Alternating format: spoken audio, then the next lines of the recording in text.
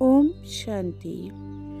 आज की अव्यक्त मुरली में बाबा ने बच्चों से एक बहुत विशेष बात कही। बच्चे, दुआ दो, दुआ लो और जीवन को सफल बना लो। यह मुरली हमें दुआओं के सच्चे रहस्य से परिचित कराती है।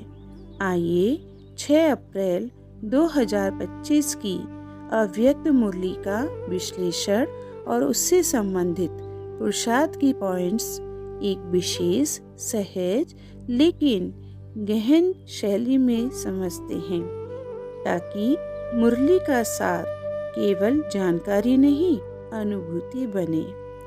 मुरली विश्लेषण। दुआओं से संपन्नता की ओर। नंबर 1, बाप दादा की नजरें। बाप दादा हर आत्मा के पुरुषार्थ का चार्ट चेक करते हैं, लेकिन यह कोई डराने वाली बात नहीं, बल्कि एक प्रेम भरी समीक्षा है।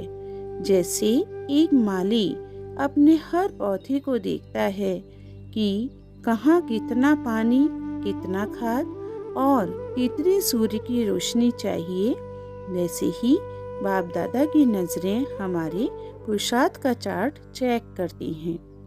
दूसरा, 4 मुख्य विषय। आज मुरली में स्पष्ट किया गया है कि आत्मिक उन्नति के 4 स्तंभ हैं। पहला है ज्ञान का खजाना, दूसरा है गुणों का खजाना, तीसरा है शक्तियों का खजाना और चौथा है दुआओं का खजाना। इनमें से सबसे सहज और प्रभावशाली है दुआएं दो और दुआएं लो। तीसरा, समय और संकल्प, यानी 2 अमूल्य रत्न। श्रेष्ठ संकल्प ही सबसे बड़ा खजाना है। वर्तमान ही वह समय है जिसमें जीवन के आभूषण गढ़े जाते हैं।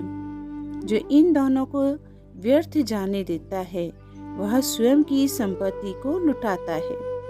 चौथा, दुआओं की शक्ति। दुआ देना और लेना यह कोई रस्म नहीं, यह आध्यात्मिक व्यापार है। जैसे बैंक में सेविंग होती है, वैसे ही हर दुआ एक इन्वेस्टमेंट है जो समय पर फल देती है। बद दुआओं को लेना यानी आत्मिक प्रदूषण को स्वीकार करना, इसलिए उन्हें पहचान कर अस्वीकार करना ही बुद्धिमत्ता है। पुरुषार्थ की पॉइंट्स। हर संकल्प एक सृजन। पहला, मैं खजानों का स्वामी हूँ। हर सुबह याद दिलाएं, बाबा ने मुझे सब कुछ दिया है, अब मैं जमा कर रहा हूँ। यह स्मृति ही आत्मविश्वास का बीज है।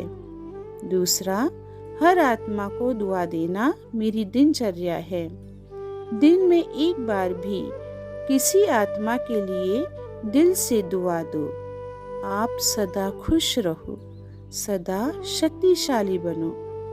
यह अभ्यास हमें ईश्वरीय प्रकृति के समीप ले आता है। तीसरा, समय की कद्र, भाग्य का सृजन।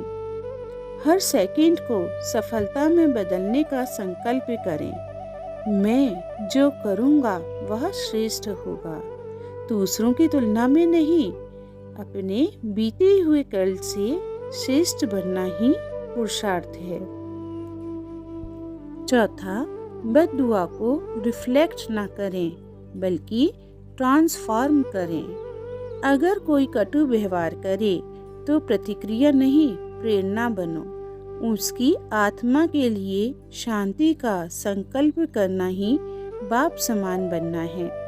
पांचवा, मेरी शक्तियाँ मेरे आदेश पर हैं।